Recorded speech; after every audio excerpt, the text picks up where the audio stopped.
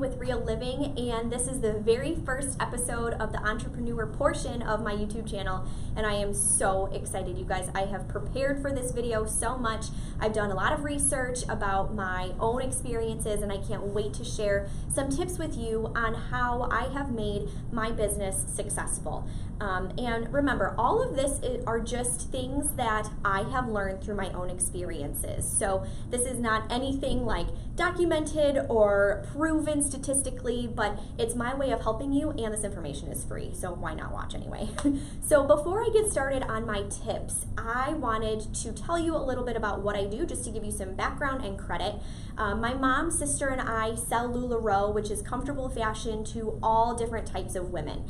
And if you want to learn more about it, we do have our professional video, which I did upload to my YouTube channel as well. So when this video is over, if you would like to learn more or get more of an inside scoop of what we do, please feel free to watch it. So that's kind of it in a nutshell of what we do, but ultimately it is an amazing business, and my mom, sister, and I have had so much fun diving into it and figuring all of the aspects of owning your own business out together. So that's been really fun.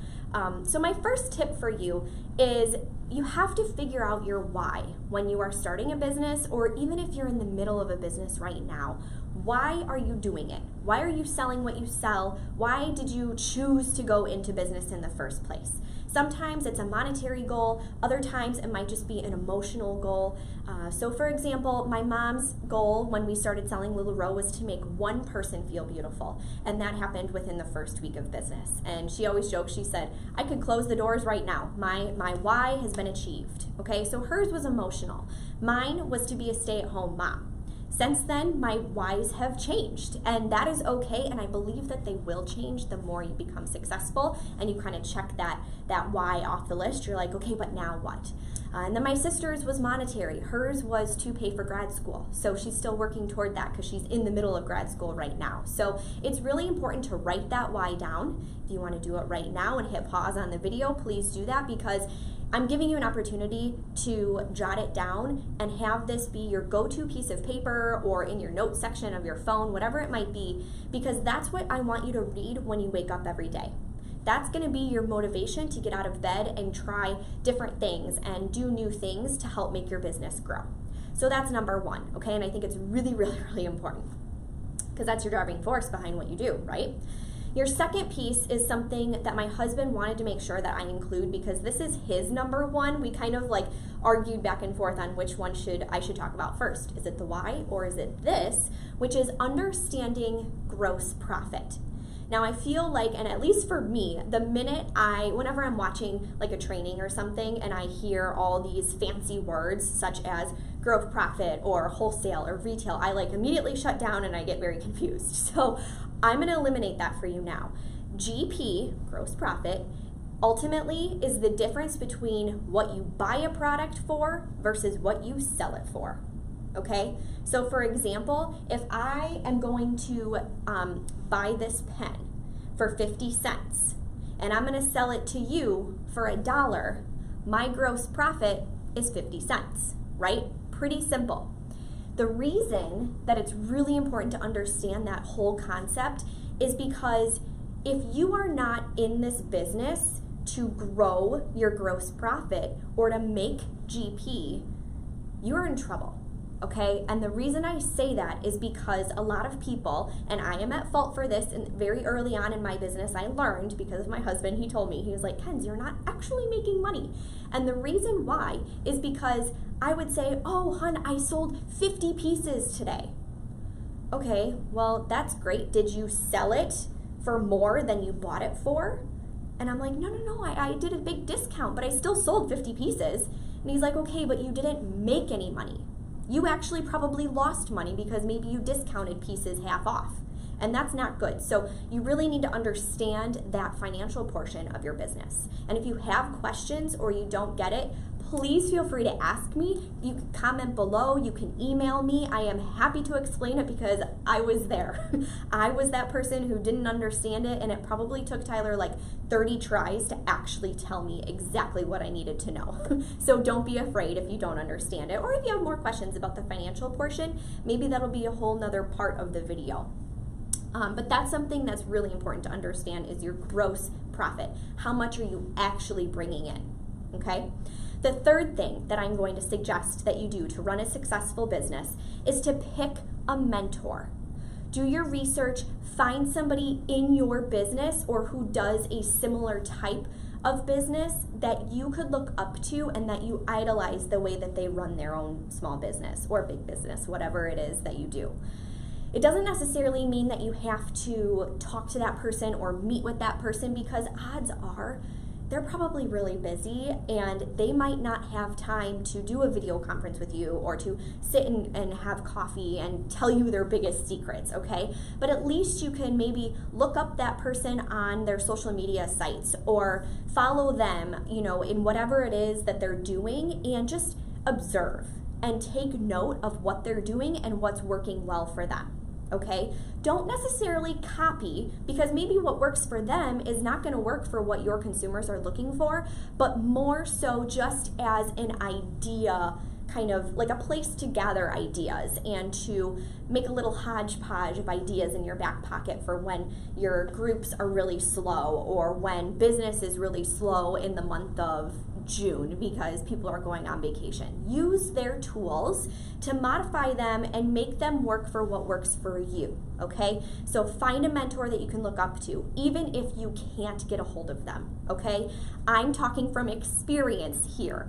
We had, we are in the business of LuLaRoe, and the way that it works is kind of like, we have a sponsor, and then you have a trainer and a mentor, and our top mentor, she's a mentor to a ton of different people. So she doesn't necessarily have time to sit with me for an hour one-on-one, but yet I look up to her and I use things that she uses and does in her business that I think I could tweak to make mine work too.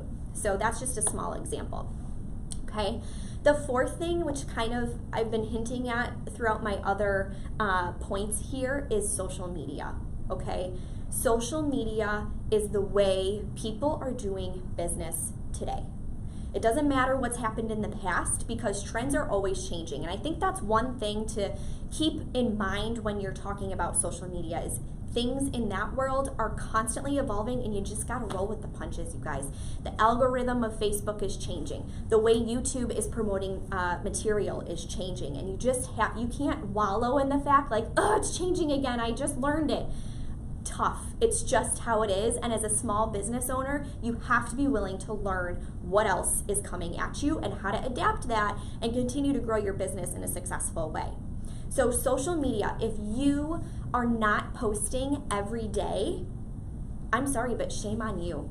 Like that, you have to be on people's minds when they wake up, when they're looking at their phone during their lunch break, and right before they go to bed. 3 times a day is usually what I strive for. Sometimes that doesn't happen. Sometimes I am slammed with my day or something comes up and I'm not able to, but I at least make it an effort to post once, ideally 3 times.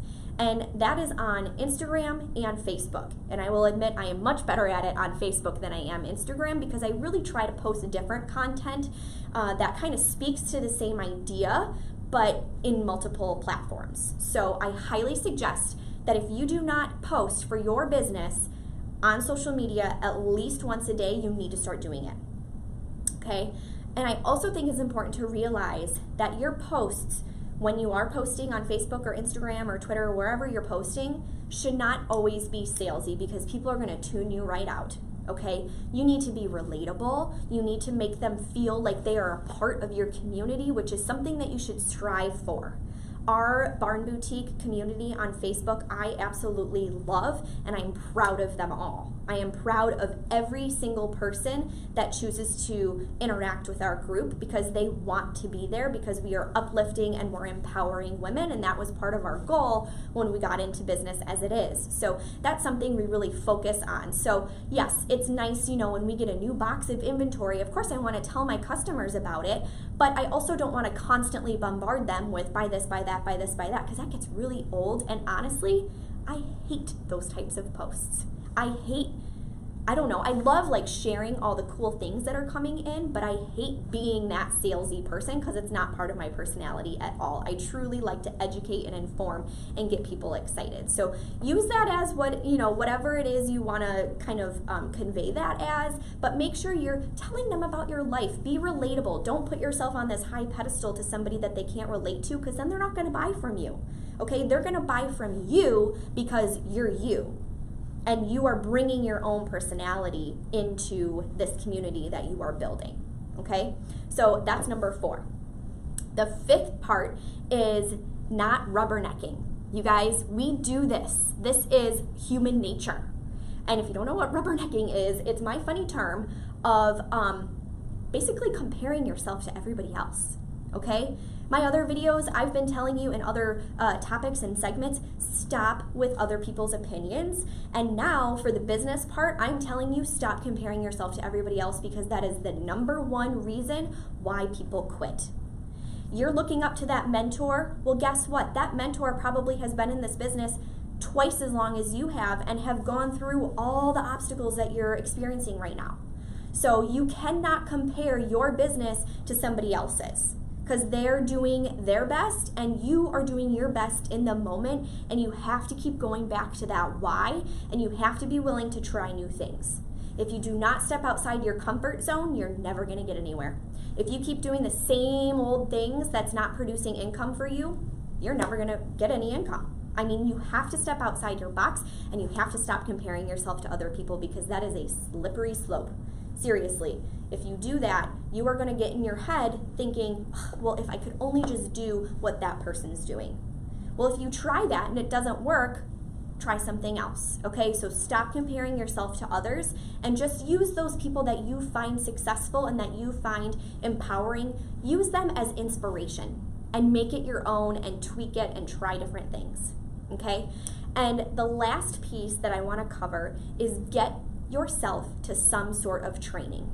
If you do not have the financial means to go fly somewhere to a big conference, that's okay. There's webinars, there's free stuff. I mean, I'm giving you free content right now.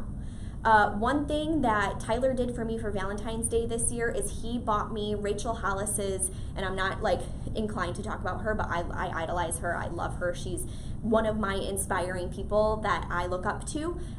He bought me her like business strategies class, which is an online webinar every month, and you can subscribe to it monthly, or you could do like half a year or a year, I think. But anyway, I use her trainings for business as my little kind of like kick in the butt that I need to get going on my LuLaRoe business. And she gives great examples and ideas. So, I mean, I've been to LuLaRoe's convention in LA before, and it was fantastic. Couldn't go last year because I was 8 months pregnant, but I fully intend on going this year, and it's super important because it really brings you back to ground zero, and it kind of gets you back on track for what it is you need to do. So if you can't fly and get somewhere, get yourself on some sort of webinar training. Search YouTube for different training videos. Come back here to this video and get your inspiration that you need. Buy inspiring business books. Put it out there on your Facebook groups in your community and see what other people are doing. Ask for different webinars. I mean, use your resources and don't just use the cop-out of, well, I don't really, like, there's nobody in my business that's willing to help me. You have to want to help yourself to be successful, okay? So that's kind of my little punch in your booty to get going and get yourself to a training, get yourself to a webinar, do something for your own personal development to help you grow, okay? And the last thing I'm going to talk about is just a very brief overview of what we've talked about. So if you want to write these things down just so you can kind of bullet them, I've compiled it all together for you here. So first things first, find your why. Figure that out, okay? Secondly, understand gross profit. Thirdly, pick a mentor that you look up to. Fourth, get on social media and post every single day. Fifth, stop rubbernecking, okay? Stop comparing yourself to other people. And sixth is get your butt to training, all right? So those are my 6 tips that I have. Did I forget anything? I don't think so. I think I got it all. and hopefully it's not too long. Thank you so much, you guys, for watching. If you liked what you saw today, please subscribe to my YouTube channel, share it if you liked what you listened to today, and use this kind of 6 fast tips for your kickstart, either starting a business or re-kickstarting yourself if you're kind of in a rut, and share it with others because this content is free. I do this because I love it, and I love public speaking and giving advice, which I know is so weird that I like to public speak, but it's just my personality, it's who I am. So thank you all so much, and I hope you guys enjoyed it.